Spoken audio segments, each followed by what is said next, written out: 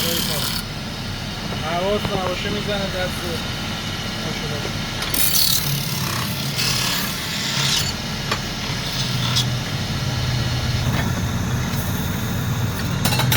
من خودم میترسم خیلی نزدیک شم.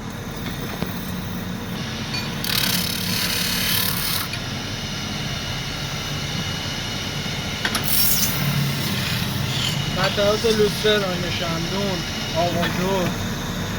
حالا اون کاس بزرگا سقفی سالن حالا سوله اونا که بالا دوشه اون کاسه هایی که زیره